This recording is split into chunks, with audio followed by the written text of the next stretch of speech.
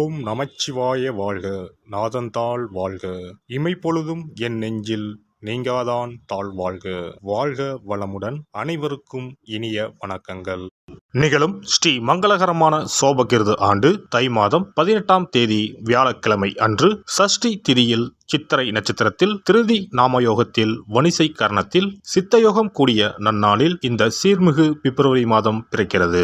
பிறக்கப் போகும் இம்மாதம் உங்கள் வாழ்வில் வளமும் நலமும் செல்வ செழிப்பும் பெற்று புதிய வாய்ப்புகள் புதிய வெற்றிகளுடன் மங்களகரமாக அமைய எல்லாம் வல்ல இறைவனை உளமாற வேண்டி விரும்பி கேட்டுக்கொள்கிறேன். இம்மாத கிரக நிலைகளை பார்க்கும் போது மேசத்தில் குரு பகவான் சஞ்சாரம் செய்கின்றார். சனி பகவான் கும்பாராசியில் பயணம் செய்கிறார். ராசிக்கு 6ஆம் இடத்தில் கேது பகவானும் 12ஆம் வீட்டில் ராகு பகவானும் பயணம் செய்கின்றனர். சுக்கிரன் புதன் செவ்வாய் ராசிக்கு 9ஆம் இடத்தில் சஞ்சாரம் செய்கின்றனர். ஜனவரி 15ஆம் தேதி சூரிய பகவான் மகர ராசிக்கு மாறியதை தொடர்ந்து பிப்ரவரி 1ஆம் தேதி புதன் பகவானும் பிப்ரவரி 5ஆம் தேதி செவ்வாய் பகவானும் மகர ராசிக்கு பெயர்ச்சியாக உள்ளனர். இதனால் பிப்ரவரி மாதத்தின் தொடக்கத்திலேயே 3 கிரகங்களின் சேர்க்கை நடக்க உள்ளது. மகர ராசியில் சூரியனுடன் புதன் இணைவதால் புதாதித்ய யோகமும் சூரியனுடன் செவ்வாய் இணைவதால் ஆதித்ய மங்கள ராஜயோகமும் உருவாகிறது. இந்த கிரக அமைப்பினால் உங்கள் வாழ்வில் ஏற்படக்கூடிய சுபம் மற்றும் அசுப பலன்கள் என்ன என்பதனை விரிவாக காண்போம். இதுவரை ஆபத்தில் சிக்கி சீரழிந்த உங்கள் வாழ்க்கை பயணம் மாறப்போகிறது. இப்படியும் ஒரு வாழ்க்கையா என மனக்கசப்பில் வாழ்ந்து வந்த உங்களுக்கு இனி வசந்தம் வீசப்போகிறது. இனி யமனே உங்கள் எதிரில் வந்தாலும் சிவனின் அருளால் எதிர்த்து நின்று போராடும் பலம் உங்களை வந்து சேரும். உங்கள் பிறப்பு ஒரு சாபக்கேடு அல்ல, அது சரித்திரம் படைக்கும். கடகராசி அன்பர்களே, இம்மாதம் முழுவதும் செவ்வாய் புதன் சுக்கிரன் ஆகியோரால் நன்மைகள் நடைபெறும். காரியங்களில் அனுகூலம் உண்டாகும். முயற்சிகளில் வெற்றி கிடைக்கும். வழக்குகளில் சாதகமான தீர்ப்பு உங்களை வந்தடையும். எதிர்பாராத பணவரவுக்கு வாய்ப்பு உண்டு. குரு சாதகமாக இருப்பதால் முன்னேற்றத்திற்கு தடை இருக்காது. புதிய பொருட்களின் சேர்க்கை உண்டாகும். சிலருக்கு பயணங்களும் அதன் மூலம் ஆதாயமும் ஏற்படும். புதிய ஆடை ஆபரணங்கள் வாங்கி மகிழ்வீர்கள். ஆனால் பெரும்பாலான கிரகங்கள் சாதகமாக இல்லை என்பதால் குடும்பத்தில் அடிக்கடி வீண் விவாதம், கணவன் மனைவிக்கு இடையே கருத்து வேறுபாடுகள் தோன்றக்கூடும்.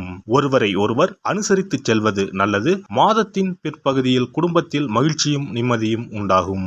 பிள்ளைகள் வழியில் பெருமை சேரும். உறவினர்கள் வருகையும் அவர்களால் உதவிகளும் உண்டு. ஆனால் மாத கடைசியில் அவர்களால் பிரச்சனைகளும் ஏற்படலாம் என்பதால் பொறுமையை கடைபிடிப்பது அவசியம். சுப நிகழ்ச்சிகளில் கலந்து கொள்வீர்கள். உடல் நலன் அடிக்கடி பாதிக்கப்படக்கூடும். உடனுக்குடன் சிகிச்சை எடுத்துக்கொள்வது நல்லது. உத்தியோகத்தில் பணிச்சுமை அதிகரிக்கும். ஆனால் சக ஊழியர்கள் அனுசரணையாக நடந்து கொள்வார்கள். கூடுமான வரை உங்கள் பணிகளில் மட்டுமே கவனம் செலுத்தவும். உயர் அதிகாரிகளுடன் பேசும்போது பொறுமையை கடைபிடிக்கவும். தொழில் வியாபாரம் நன்றாகவே இருக்கும். போட்டிகள் குறையும். சக வியாபாரிகள் இணக்கமாக நடந்து கொள்வார்கள். சிலருக்கு வியாபார விஷயமாக வெளியூர் பயணம் மேற்கொள்ள நேரிடும். பங்குதாரர்கள் அனுசரணையாக இருப்பார்கள்.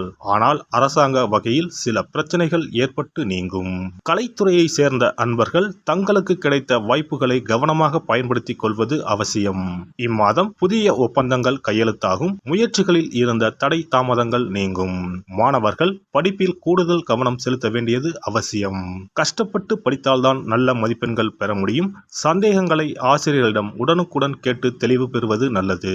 குடும்பத்தை நிர்வகிக்கும் பெண்மணிகள் குடும்பத்தில் அனைவரையும் அனுசரித்து செல்வது நல்லது. இம்மாதம் அக்கம் பக்கத்தில் இருப்பவர்களின் ஒத்துழைப்பு மனதுக்கு உற்சாகம் தரும். வேலைக்கு செல்லும் பெண்மணிகள் அலுவலகத்தில் தங்கள் பொறுப்புகளில் கவனமாக இருப்பது மிகவும் அவசியம். இம்மாதம் சாதகமான நாட்கள் 1, 5, 11, 12. சந்திராஷ்டம நாட்கள் 6, 7. அதிர்ஷ்ட எண்கள் 5, 6. வழிபட வேண்டிய தெய்வம் மகாலட்சுமி வெங்கடாஜலபதி. பரிகாரம்: மகாலட்சுமி அஷ்டகம் பாராயணம் செய்வது நல்ல பலன்களை தரும். சனிக்கிழமைகளில் ஆஞ்சநேயருக்கு துளசி அர்ச்சனை செய்வதும் நன்மை தரும். சிறப்பு பரிகாரம் மற்றும் ஆலய தரிசனம். புத்திர பாக்கியம் என்பது திருமணமாகி பல ஆண்டுகள் ஆகியும் புத்திர பாக்கியமே ஏற்படாத நிலை. புத்திர தோஷம் என்பது ஒவ்வொரு லக்கணத்திற்கும் வேறுபடும். பொதுவாக எந்த லக்கணமாக இருந்தாலும் 5ஆம் இடம்தான் புத்திரஸ்தானத்தை குறிக்கும். எனவே அந்த 5ஆம் இடத்தை முக்கியமாக பார்க்க வேண்டும். சேர்த்து வைத்த புண்ணியம்தான் குழந்தையாக பிறக்கும் என்று பழமொழி உண்டு. அந்த வகையில் 5ஆம் இடம் பூர்வ புண்ணியஸ்தானமாகவும் திகழ்கிறது. தாய்மாமன், தாய்வழி உறவுகள் ஆகியவற்றை குறிப்பதும் 5ஆம் இடம்தான். 5ஆம் இடத்தில் பாவக்கிரகங்கள் அதாவது ராகு, செவ்வாய், சனி அல்லது சூரியன் அமர்ந்தால் ஒரு சிலருக்கு குழந்தை பாக்கியம் இல்லாமல் போகும் அல்லது தாமதமாக கிடைக்கும். ஒருவேளை 5ஆம் இடத்தில் உள்ள பாவக்கிரகங்களை சுப கிரகங்கள் பார்த்தால் குழந்தை பாக்கியம் கிடைக்கும் என்பது நம்பிக்கை. இனி புத்திர பாக்கியம் பெறுவதற்கான ஆலய வழிபாடுகளை பார்ப்போம். செவ்வாய் பகவானின் அம்சமாக கருதப்படும் முருகப்பெருமான் வழிபாட்டை தவறாமல் செய்பவர்களுக்கு நிச்சயமாக புத்திர பாக்கியம் கிடைக்கும்.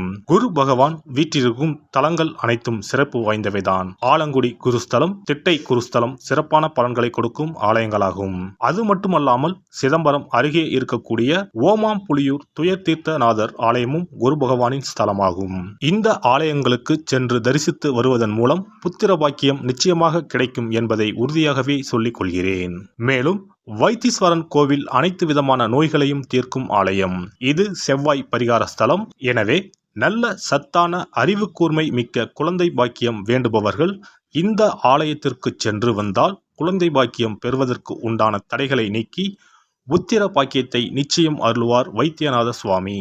மேலும் கருவின் உருவாக இருக்கும் கருமாரியம்மன் ஆலயங்கள் அனைத்தும் புத்திர பாக்கியம் நல்கும் ஆலயங்களே. சமயபுரம் மாரியம்மன், திருவேற்காடு கருமாரியம்மன் போன்ற ஆலயங்கள் அனைத்தும் சிறப்பு வாய்ந்தவையே. அதேபோல் திருச்சிக்கு அருகில் உள்ள திருப்பட்டூர் பிரம்மா ஆலயம் பிறவி பயனை அனுபவிக்க செய்யும் ஸ்தலம். திருப்பட்டூர் பிரம்மாவிடம் வேண்டுதல் வைக்க குழந்தை பாக்கியம் கிடைக்கும். திருச்செங்கோடு அர்த்தநாரீஸ்வரர் ஆலயம் புத்திர பாக்கியத்தை அருளும் முக்கிய ஸ்தலம். குருவாயூர் கிருஷ்ணர் ஆலயமும் ஸ்ரீரங்கம் ரங்கநாதர் ஆலயமும் குழந்தை பாக்கியத்திற்கு வழிகாட்டக்கூடிய வழி கிடைக்கக்கூடிய அற்புத திருத்தலங்கள். இந்த ஆலயங்களில் துலாபாரம் என்னும் வேண்டுதல் வைத்து வந்தால் குழந்தை பாக்கியம் உடனே கிடைக்கும். குழந்தை பேறு பெற்ற லட்சக்கணக்கான பேர் இங்கு வந்து நேர்த்தி கடன் செலுத்துவதை தினந்தோறும் காணலாம். அதேபோல் அத்தி மரத்தை நட்டு வளர்த்து வருவதும் அத்தி மரத்தை பேணி காப்பதும் குழந்தை பாக்கியத்தை தரும். தான தர்மங்களும் புத்திர பாக்கியத்தை தரும். அக்கம் பக்கம் உள்ள குழந்தைகளுக்கு உணவு வழங்குதல், இனிப்புகள் வழங்குதல் போன்ற செயல்கள் புத்திர பாக்கியத்தை தரக்கூடியதாகும். துர்க்கை வழிபாடும் முருகப்பெருமான் வழிபாடும் சிறந்த பரிகார முறைகள். அதிகாலை நேரத்தில் அரச மரத்தை 48 முறை சுற்றி வருவதன் மூலமும் குழந்தை பாக்கியம் நிச்சயம் உண்டாகும்.